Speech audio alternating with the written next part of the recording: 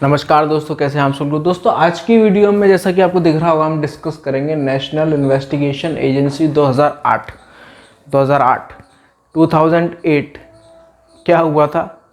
Mumbai attack 2008 में ही picture आई थी अ Wednesday, उसी से रिले क्योंकि जिस तरीके का माहौल होता है उसी तरीके की बातें होती है, हरकतें होती है, पिक्चरें होती हैं। तो 2008 में वो हुआ, तो इस चक्कर में अब नेशनल इन्वेस्टिगेशन एजेंसी को ले आए। 2001 में पार्लियामेंट अटैक हुआ था, तो 2001 में पोटा एक्ट आ गया था जो 2004 में रिपील हो गया था। इस वजह से, क्योंकि उसका यूज़ बहुत ज़्यादा हो रहा था, गवर्नमेंट ने तो कम से कम यही स्टेटमेंट दी थी उस टाइम पर कि बहुत ज़्यादा यूज़ हो रहा था उसका और कंटिन्यूस यूज़ बढ़ता ही जा रहा था, रजिस्ट्रेशन हो ही रहे थे और कन्विक्शन रेट बहुत कम था, ऐसा उनका कहना था। हालांकि लेकिन जैसा कि बोलते हैं कि आपने हटा भी दिया पोटा, लेकिन फिर भी सिचुएशन हाथ में रही नहीं, तो जिस गवर्नमेंट ने पहले ये हटाया था वही गवर्नमेंट वापस इसको लेके भी आई एनआईए, क्योंकि सिचुएशन कभी उनके हाथ में रही नहीं, इसीलिए एनआईए एक्ट आया था। एनआईए एक्ट क्या है? नेशनल इन्वेस्टिगेशन एजेंसी, एक ऐसी एजेंसी जिनका काम ही सिर्फ यही है जो कि वो ऐसे रिलेटेड मुद्दे देखे जो कि शेड्यूल्ड ऑफेंसेस है। शेड्यूल्ड ऑफेंसेस मतलब इस एक्ट में आप देखेंगे एक शेड्यूल जुड़ा हुआ है, उस शेड्यूल में जितने भी ऑफेंसेस हैं, जिस वो एक्ट है, जो भी एक्ट है उसमें जो भी ऑफेंसेस हैं, वो सारे ऑफेंसेस को डील करने की पावर है एनआईए को। ऑफिसर्स होते हैं जो कि सेंट्रल गवर्नमेंट डिसाइड करती है कि ये सारे ऑफिसर्स होंगे जो कि इसमें आएंगे।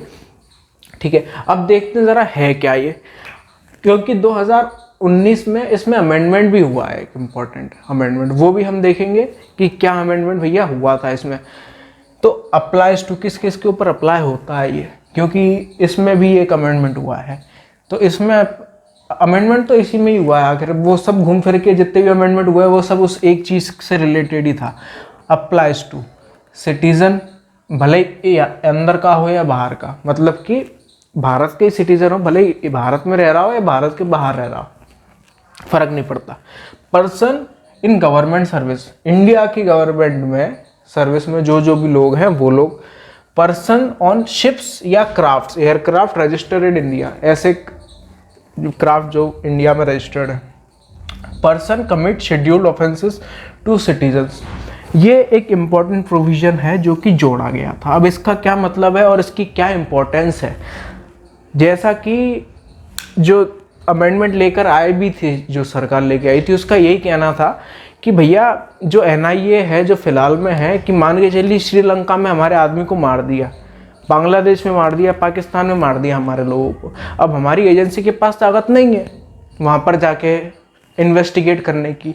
अब हमने ये जोड़ दिया कि इनके ऊपर भी अप्लाई होगा कि जो पर्सन जो है शेड्यूल्ड ऑफेंस कमिट करते हैं हमारे सिटीजन्स के साथ, कि मान के चलिए यूएपीएस में मेंशन्ड है शेड्यूल्ड ऑफेंसेस में, तो कोई अनलॉफुल एक्टिविटी करता है, टेररिस्ट एक्ट करता है कि बम से उड़ा दिया, ये जो भी कर दिया हमारे लोगों के साथ करता है, सिटीजन्स के साथ, तो वो लोग, वो पाकिस्तान का आदमी जो कि ऐसी अनलॉफुल एक्टिविटी करता है हमारे सिटीजन के साथ, तो उस पाकिस्तानी आदमी के ऊपर भी एनआईए इन्वेस्टिगेट कर सकती है।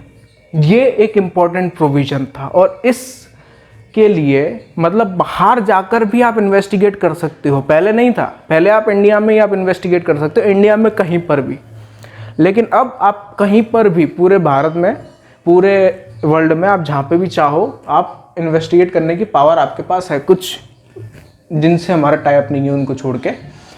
अब इन्वेस्टिगेशन होता कैसे, ये प्रोसीजर भी इम्पोर्टेंट है, किस तरीके से होता है, और बहुत जेन्युइन, बहुत जो प्रोसेस है। अब होता क्या है, जो भी ऑफिसर है, ऑफिसर रिपोर्ट करता है स्टेट गवर्नमेंट को कि भैया ऐसा ऐसा है, स्टेट गवर्नमेंट रिपोर्ट करती है सेंट्रल गवर्नमेंट को कि कोई ऐसा ऑफेंस हुआ है। और ये, अब मैं कौन से ऑफेंस की बात कर रहा हूँ, वो ऑफेंस जो कि शेड्यूल्ड है। अगर ऑफिसर को लगता है कि नहीं ये वो वाला ऑफेंस है, कोई से भी ऑफिसर को लगता है कि ये वाला ऑफेंस है जो कि शेड्यूल्ड एनआईए को जांच करनी चाहिए इसकी, कोई ऐसा टेररिस्ट वाला एक्ट है, कोई ऐसा एक्ट है, तो ऑफिसर जो है स्टेट गवर्नमेंट को रिपोर्ट करेगा, स्टेट गवर्नमेंट सेंट्रल गवर्नमेंट को बताएगी और उसके बाद सेंट्रल गवर्नमेंट डिसाइड करेगी कि हाँ आप जो बोल रहे हो वो वाकई में वो है या नहीं है, कि ग्रेविटी उतनी है कि नहीं है, वाकई में उसमें फॉल करता है या नहीं करता। ये सब डिसाइड करने का काम सेंट्रल गवर्नमेंट का है। सेंट्रल गवर्नमेंट ने डिसाइड कर लिया तो ठीक, और अगर रिजेक्ट कर दिया तो ठीक। सेंट्रल गवर्नमेंट सुओ मोटो भी इन्वेस्टिगेट के लिए ऑर्डर दे सकती है, मतलब अगर उसने डिसाइड कर लिया तो एनआईए को डायरेक्ट कर देगी कि आप जाके इन्वेस्टिगेट करिए। अगर सेंट्रल गवर्नमेंट रिजेक्ट करती तो कोई बात ही नहीं। सेंट्रल गवर्नमेंट सुओ मोटो भी इन्वेस्टिगेशन के लिए बोल सकती है, जरूरी नहीं है कि स्टेट गवर्नमेंट की रिपोर्ट आने का ही इंतजार करें।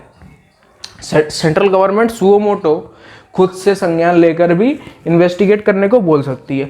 अब जैसे ही एनआईए रोल में आएगी, जैसे ही नेशनल इन्वेस्टिगेशन एजेंसी रोल में आएगी, वैसे ही स्टेट अपनी जितनी भी इन्वेस्टिगेशन चल रही है वो रोक देगा। स्टेट अपनी इन्वेस्टिगेशन रोक देगा और जितनी भी फाइलें हैं सब एनआईए को लाके दे देगा। बस और कोई काम नहीं है स्टेट गवर्नमेंट का। और सेंट्रल गवर्नमेंट जो है इंडिया के बाहर जाने के लिए भी डायरेक्ट कर सकती है, सेंट्रल गवर्नमेंट डायरेक्ट करेगी, ठीक है। अब देखो होता क्या है कि मान के चलिए कि एनआईए को मिल तो गया केस, लेकिन एनआईए को किसी भी पॉइंट ऑफ टाइम पे ऐसा लगता है कि नहीं यार ये हमको मिल तो गया, लेकिन इतनी इंटेंसिटी वाला केस है नहीं या इतनी ग्रेविटी वाला केस है नहीं जो हमको इन्वेस्टिगेट करना चाहिए, क्योंकि हम टेररिज्म के लिए फोकस है। अब लॉ एंड ऑर्डर हमारा काम नहीं लॉ एंड ऑर्डर संभालना, बिल्कुल वैसा वाला जो पुलिस वाला का काम है। तो एनआईए जो है वो वापस स्टेट गवर्नमेंट को फाइल दे सकती है अगर सेंट्रल गवर्नमेंट की परमिशन मिल गई उसको। तो सेंट्रल गवर्नमेंट की प्रायर अप्रूवल के बाद एनआईए जो केस है वापस स्टेट गवर्नमेंट को दे सकती है। अब एक और चीज़ है इसमें कि कोर्ट एक इम्पॉर्टेंट रोल प्ले करती है कि कोर्ट कौन सी होगी इसमें। तो एक कोर्ट जो कि स्पेशली इसी के लिए बनाई गई है वो है स्पेशल कोर्ट्स। स्पेशल कोर्ट्स इसमें बनाई गई है कि स्पेशल कोर्ट होगी, स्पेशल कोर्ट सिर्फ इसी के लिए। और इसमें एक अमेंडमेंट भी हुआ है, एनआईए एक्ट में अमेंडमेंट हुआ है। उस अमेंडमेंट से क्या हुआ कि कोर्ट ऑफ सेशन को